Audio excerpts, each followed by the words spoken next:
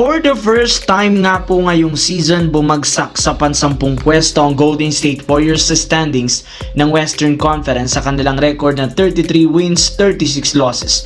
Buti na lang at medyo malayo pa sa 11 seed na Memphis Grizzlies, gayong meron nga sila ditong 8.5 games na kalamangan. Ibig sabihin, malabo ngang mahabol sila nito bago matapos ang regular season. Kaya nangangamoy, makakapag-secured pa rin sila kahit papano ng isang pwesto sa play-in tournament. Pero sa kabila niyan, kailangan para naman nilang maipanalo ang next game para makakuha ng mas maayos na momentum bago ang play-in tournament next month. At magagawa nila yan kung sakaling bumalik na sa lineup ang kanilang superstar na si Stephen Curry. Kagaya ng naibalita ni Coach Steve Kerr, hindi nga kagaya sa nakaraang linggo nakakapag-practice na nga ito.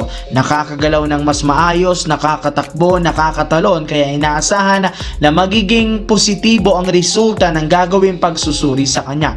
Ibig sabihin, malaki ang chance ang makapaglaro na si Stephen Curry as soon as next week.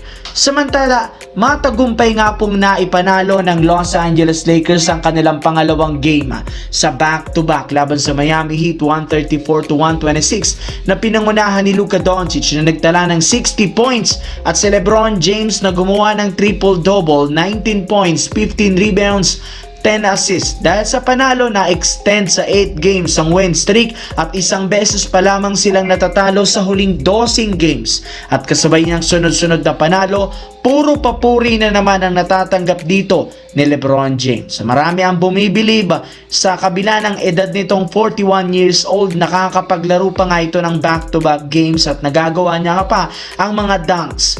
Kaya maging si Kevin Durant na paamin mismo sa media na kayang-kaya pa rin nga daw ni LeBron James na maglaro pa sa susunod na 4 hanggang sa 5 taon.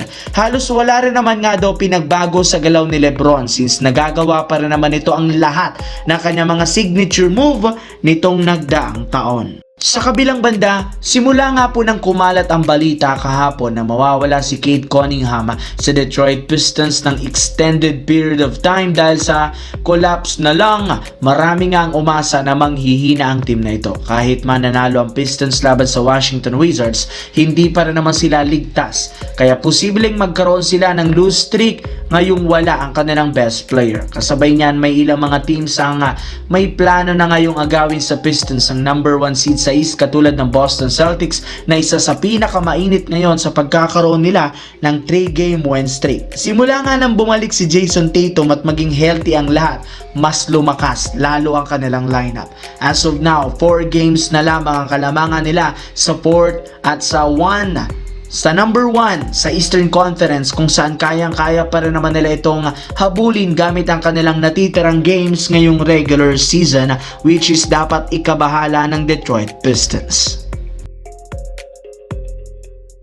Manalo, suportahan at tayaan ang inyong paboritong kupunan sa NBA. Dito ka na sa 1x, mag-register lang at gamitin ang aking promo code na nasa comment section para makakuha ng bonus. Updated score, live stats, andito lahat yan. Suportahan ang inyong paboritong kupunan, easy lang mag-register gamit ang inyong GCash account para sa cash in at cash out. Kaya ano pang hinihintay nyo? Bet responsibly.